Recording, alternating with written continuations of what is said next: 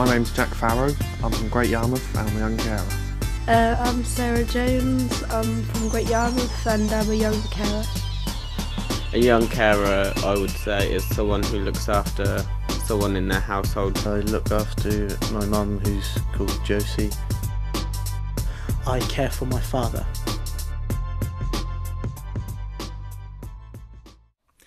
We don't really know how many young carers there are in Norfolk.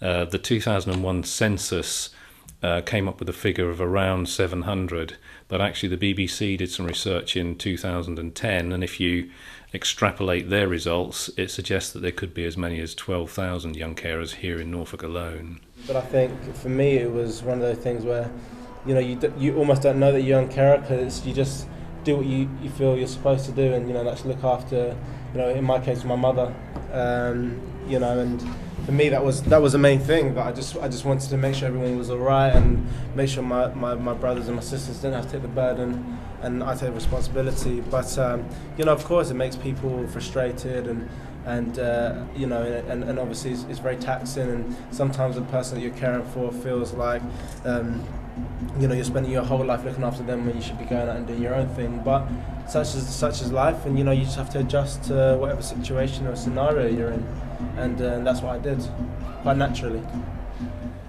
The young carers we work with are as young as 4 or 5 years old, believe it or not. Most of the young carers that we work with are aged 13 to 15 or 16, but there are a lot of young carers as well who are aged 17, 18 and above. I've been a young carer for about 8-9 years now. Well, I look at it, I think I've been a carer where I actually started being able to look after my mum was probably when I was 7 to about until, well, actually it's still going kind of, but she's more independent. She likes to be a bit can stay independent rather than have me take over completely for her. Like, you know, as I said, when I mean, I was 12 years old when I started caring for my mum. So, you know, at that time, I don't know if you really feel or know what pressure is. You just do what you have to do. Well, I had to stay and look after my mum and make sure everything was actually going okay and nothing was actually wrong inside the house, and make sure that we can actually get fed by the end of the week. Just get along, really. Just, you know, yeah. If something comes up, yeah, it comes up. If not, you know, no. Generally, you start the day probably helping him out of bed. He can wake up very stiff, so help him out of bed, help him get changed, get into the bathroom, go downstairs, make his breakfast, give him his breakfast, wash up, then get myself ready for school.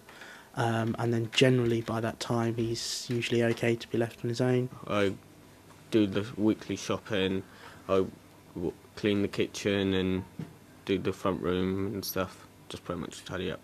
You know, I used to cook every day for my family, you know, clean, you know, do the washing up, you know, everything, look after my mum. And suddenly I was, you know, in the X Factor on this big TV show, and I couldn't get out of it.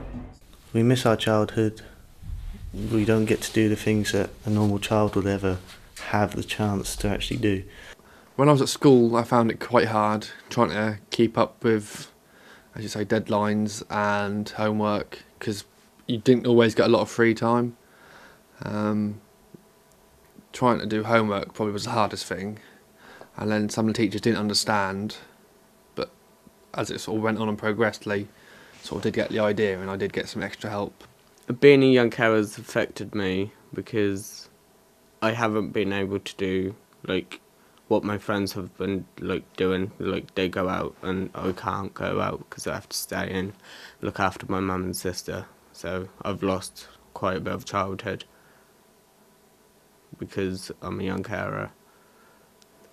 It affects my life because if I want to go out, if mum's ill, I can't go out. I have to sit and look after her. When my sister could go out when she wants, because she doesn't really look after mum, because yeah, she doesn't have the responsibility. I think at school it affected me because not a lot of people used to understand about the situation that you are in, with the work side of things, people used to say, "Oh, well, he hasn't done his homework again," sort of thing. So people used to take the mick, but you just sort of carry on. You just got to do the best you can do. Did you ever get angry because you couldn't do the things you wanted to do? Yeah, definitely. I think there's times where you get down, you get angry, you get upset, and sometimes you have a little tear, you have a little cry to yourself, and that's all okay. And I think it's important to let out that emotion. You know, never. I don't think anyone can ever say that you should not be angry or should not be upset. Or you should not want more time for yourself, or you shouldn't want a different life. But you know, I think that's very, very normal. But at the end of it, just make sure you smile and, you know, get back up and go again and be like, you know what, I know what I'm doing here, I know what I want to do.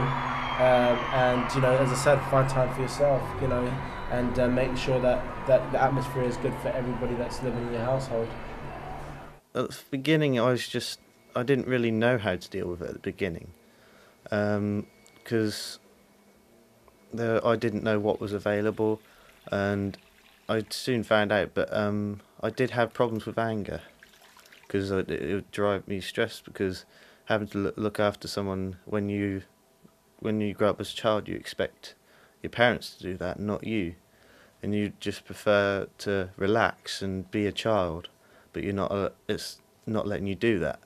So I got quite stressed, and I must admit, my mum had social workers and these kind of things to help me, and eventually I got sent away to Unthanks Centre, which is nearby here, and I managed to deal with my anger.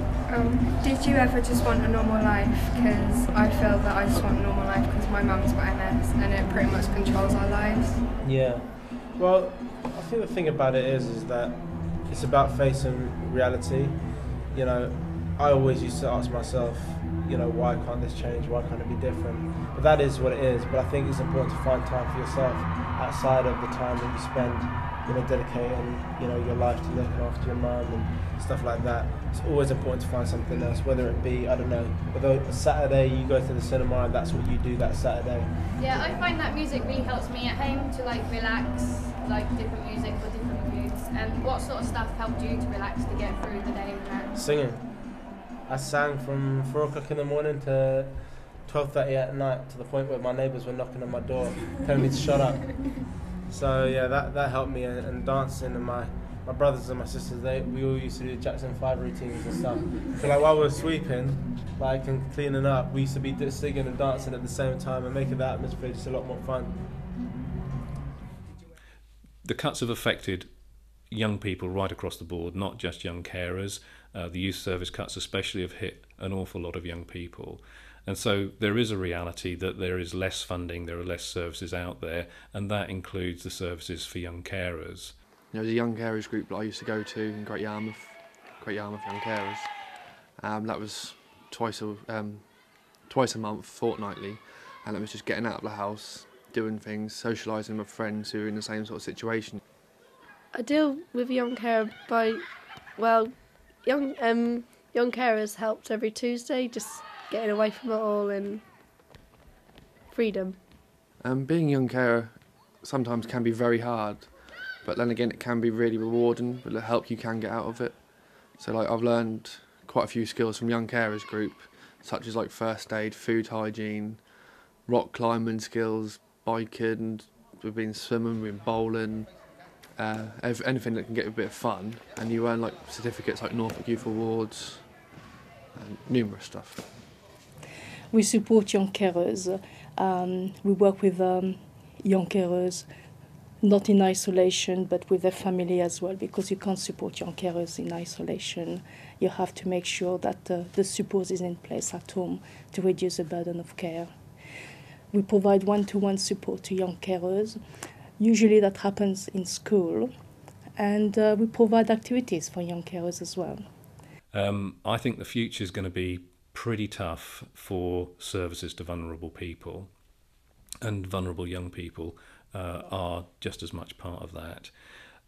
I do think that the County Council sees young carers as a priority. I think a lot of the work that's been done by young carers themselves and by the Young Carers Forum has made our senior managers and our politicians very much aware of both the situations for young people and their ability to meet their own needs, but also what would happen if young carers didn't care for the adults and their brothers and sisters who need that care.